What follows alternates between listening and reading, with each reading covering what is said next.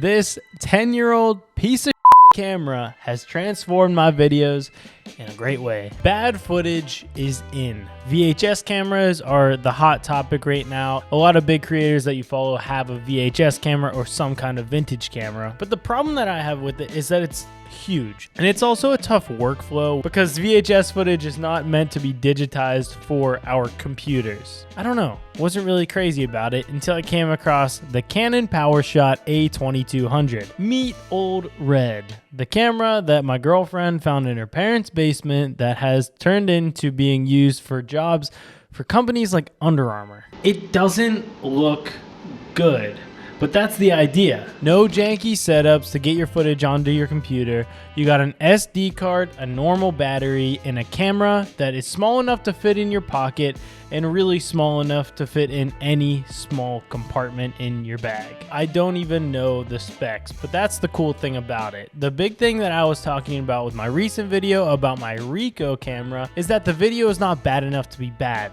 The video is bad enough to be bad. And it also shoots cool photos, which is not what I use it as much for, but the photos give you this timestamp in the corner, which I think is a very vintage look that people are looking for. The video on this camera has helped me level up my edits for brands like Under Armour. Having the contrast with this and my nice camera that's filming in 4K 60, 4K 120 is awesome because one, it's not an effect, so it's easy to do. And two, it keeps the viewer intrigued. If everything looks amazing, it kind of gets boring. But whenever you see a weird, low resolution, zooming in video, it really catches your eye and it makes the viewer be like, whoa, what the heck was that? What did I just see? And that's what we're really trying to do to get them to watch the entire video. If you're just trying to buy a camera and you're looking for a camera to buy, this is by no means the camera. You need a nice camera and you need this.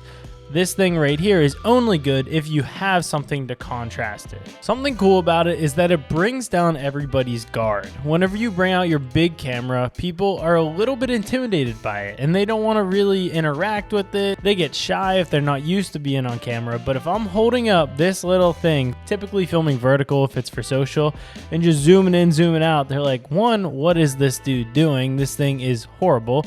And two, I don't really care. It looks fun. It looks cool. So I actually get some better reactions out of people whenever I'm just sitting there holding the camera up like this. When I am filming with it, I try and go jittery. I try and move around, zoom in, zoom out. I'm not trying to be smooth like I am with my R5. I'm trying to get this to be the crazy, weird look in the old vintage VHS type look. And with that, you don't want it to look great. You want to zoom in abruptly. You want to really go back and forth between people and get those cool moments. This camera, I didn't even buy it. It was found in my girlfriend's parents' basement and I love it. So if you're looking for this, I believe it's about $100. You can find it on eBay. They're not going to sell these new anymore. And really any camera that's over 10 years old will probably give you this kind of look.